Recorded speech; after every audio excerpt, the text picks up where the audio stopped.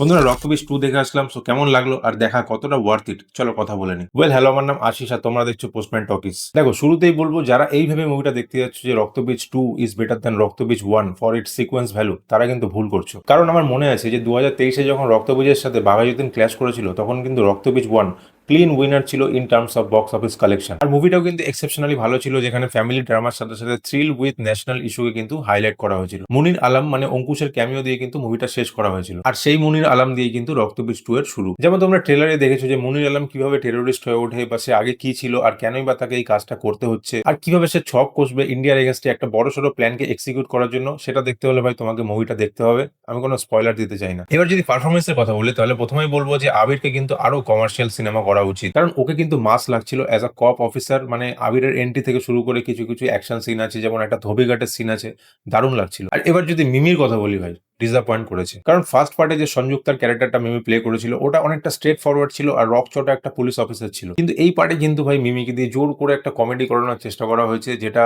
Work করেনি। আর কিছু সিনে মিমি আবিরকে নিয়ে ভাবছে, একটা রোমান্টিক ফ্যান্টাসিজম ক্রিয়েট করার চেষ্টা করা হয়েছে। মানে বলতে চাইছি জোর করে একটা কেমিস্ট্রি বিল্ড আপ করার চেষ্টা করা হয়েছে, যেটা বেমানান লাগছিল। টু বি অনেস্ট যদি বলি না, এইগুলো দেখিয়ে না মুভিটার যে পেসটা আছে না, ওটা ডিস্ট্রাক্ট করে দিচ্ছিল। যেমন ওই বিকিনি পরা মিমির চোখের নীলে গানটা একটা ভুল প্লেসমেন্ট হয়েছে, গানটা ঠিকঠাক জায়গায় আসেনি, জোর করে মনে হচ্ছে ফোর্সফুলি গানটা ঢুকিয়ে দেওয়া হয়েছে। আর কিছু কিছু জায়গায় ফ্যামিলি ড্রামাটা একটু বেশি দেখানো হয়েছে। আসলে বুঝতে পারছি যে শিবপ্রসাদ মুখার্জি যে ধরনের মুভি এত বছর ধরে বানিয়ে আসছে, তারা কিন্তু ফ্যামিলি অডিয়েন্সটাকে কিন্তু বেশ প্রায়োরিটি দেয়। যেমন আমরা আগের পার্টেও দেখেছিলাম যে প্রেসিডেন্টের ফ্যামিলি বা তাদের ফ্যামিলির যে ক্যারেক্টারগুলো, ওই ক্যারেক্টারগুলোকে নিখুঁতভাবে ডেভেলপমেন্ট করা বা তাদের মধ্যে সাসপেন্স ক্রিয়েট করা, এগুলো কিন্তু বেশ ভালো দেখিয়েছিল। কিন্তু সত্যি কথা বলতে না, এই পার্টে ওগুলো ইরেলিভেন্ট লাগছিল আর সাসপেন্সটাকে খুব ভালোভাবে প্রেডিক্ট করা যাচ্ছিল। মুভিটাকে ওরা অনেক লার্জার দ্যান লাইফ দেখানোর চেষ্টা করেছে, যেটা ওরা পুরোপুরি দেখাতে পারেনি। অনেক ল্যাক ছিল, সেটা ডায়লগ বলো বা অ্যাকশন সিকোয়েন্স বলো বা স্ক্রিন প্লে বলো, সব দিক থেকেই। দেখো ভাই, আমি কিন্তু মুভিটা নেগেটিভিটি ছড়াতে আসিনি, নিজের পকেট থেকে টাকা খরচ করে মুভিটা দেখেছি। তাই অ্যাজ এ রিভিউয়ার না, একটা অডিয়েন্স হিসেবে আমি আমার মতামত শেয়ার করছি, কারণ অনেক এক্সপেকটেশন নিয়ে গেছিলাম মুভিটা দেখতে। So after watching Raktabeej 2, I would say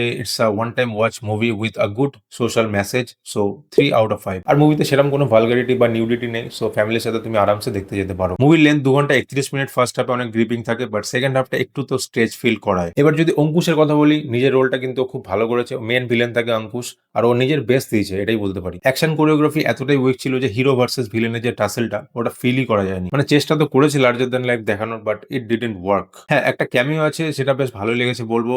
car cameo সেটা বলছি না, but you will definitely be surprise. বাকি অ্যাক্টার্সে যদি বলি, সীমা বিশ্বাস, কৌশানী, সবার পারফরমেন্সই আমার ঠিকঠাকই লেগেছে। দেখো, টু বি অনেস্ট যদি বলি না, first part was far better than the second part, সেটা স্টোরির দিক থেকে হোক বা থ্রিল ওয়াইজ হোক। বাট সেকেন্ড পার্টে জানি না কেন একটা মানে ঘেটে গেছে। কিন্তু লাস্টে একটা কথা বলতে চাই যে মুভিটার মেন হাইলাইট যে থিমটা ছিল, সেটা হচ্ছে ইন্ডিয়া আর বাংলাদেশের রিলেশন। মানে যখনই ইন্ডিয়া আর বাংলাদেশের রিলেশনটা ভালো হয়েছে, তখনই কোনো না কোনো শক্তি মাথাচাড়া দিয়ে উঠেছে আর তাদেরকে আবার দূরে সরিয়ে দিয়েছে। এই যে মেসেজটা খুব ভালোভাবে হাইলাইট করেছে মুভিতে। Anyway, it was my observation of রক্তবীজ 2। সো তোমরা যদি দেখে থাকো মুভিটা কেমন লেগেছে জানাও। তোমরা বলো পুজোতে কোন মুভিটা নিয়ে সব থেকে এক্সাইটেড আর কোনটা এখনো অব্দি দেখেছো। যেমন কালকে আমি রঘু ডাকাত দেখে দিচ্ছি আর ওটার রিভিউ শেয়ার করে দিচ্ছি। যদি তোমরা এখন না দেখে থাকো, তাহলে আমি লিঙ্ক দিয়ে দিচ্ছি, দেখে নিও। আর আজকে রাত্রে যাবো দেবী চৌধুরানী দেখতে। দেখো, একদিনে তো সবকটা মুভি রিভিউ করা সম্ভব না। অনেক ইউটিউবার করে, তারা আদৌ মুভি দেখে কিনা আমার সন্দেহ আছে। যাই হোক, আমি আজকে আর দেবী চৌধুরানী দেখতে যাবো, তো কালকে শেয়ার করে দেবো। আর ভিডিও যদি ভালো লাগে তাহলে লাইক করে দিও, চ্যানেলটা সাবস্ক্রাইব করে দিও যদি পারো। সো দেখা হচ্ছে খুব তাড়াতাড়ি নেক্সট ভিডিওতে। টিল দেন, টেক কেয়ার দোস্ত।